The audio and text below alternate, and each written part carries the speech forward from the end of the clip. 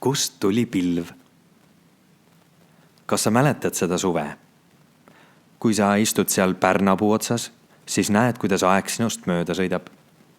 Minut minuti ja tund tunni järel, pilv pilve ja mõte mõtte järel. Ja sa näed, kuidas puule tekivad pungad ja neist saavad õied ja lehed, kuni needki pudenevad. Ja sa tead, et varsti saab suvest sügis, aga täna on veel suvepäev. Ja märkad, kuidas vari on kasvanud pikemaks ja kukub nüüd heinamaa peale.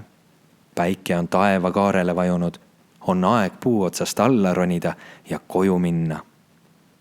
Aga õhk on kuidagi raskeks läinud, just nagu kohe juhtuks midagi.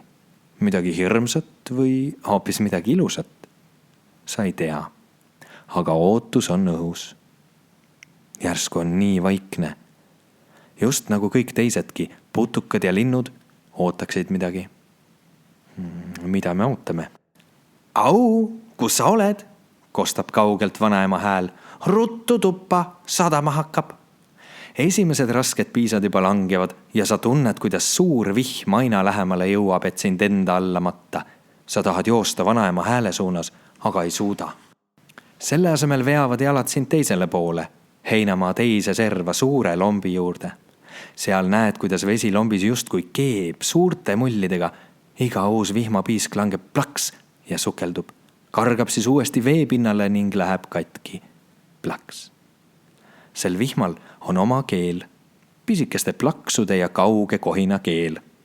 Sa ajad suu pärani ja lausa jood seda vesist õhku. Juuksed on märjad ja su õlgadelt voolavad alla 2 veeniret. Särk on kleepunud keha külge ja kõditab naljakalt. Õhk on juba niisama märk kui vesi. Ja nii hüppad sa lompi sinna mullide sekka. Seal ongi täpselt sama soe ja märk kui õhu käes. Ajad end selili vette, käed, jalad, juuksed laiali ja vaatad pärani valla taevasse. Aa, tuleb su suust hääl. Aa, kajab ja kohiseb vesi vastu su kõrvades. Taevast su kohal ei olegi enam.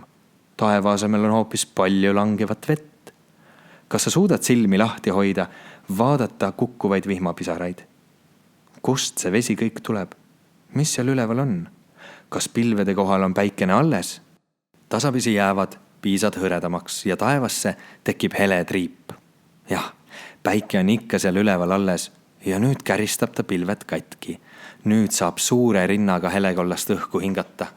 Sa ajad end lombis kõhuli ja piilud ümber ringi. Oot, just nagu kuuleksid midagi. Kuuled tõesti.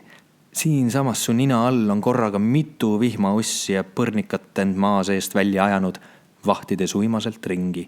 Mis siin toimub? Porisevad nad.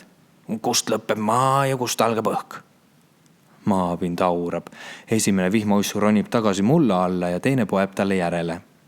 Mis elu need vihmaussid seal mulla all küll elavad? Siis vaatad sa vanaema maja poole. Sinu ja maja vahele on tekkinud paks päikesest kollanõudu.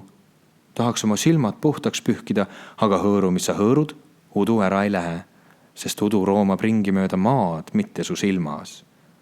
Oi, ja kuidas küll maapind pärast vihma lõhnab, umbes nii nagu lõhnab vanaisa, siis kui ta õuest töölt tuppa on tulnud ja sind kallistab. See on maa ja suve lõhn. Ja linnud laulavad üha valjemini ja valjemini. Iga lind kuulutab kõva häälega, et vihm on otsas ja vaat see siin on tema puu.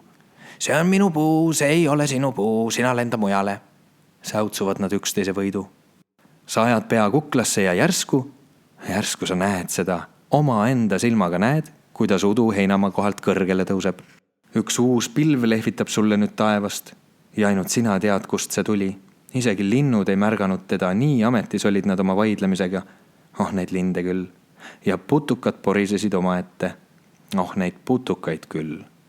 Ainult sina nägid, kuidas sündis see pilv, kes nüüd edasi ujub ja kusagile mujale selle vihma viib.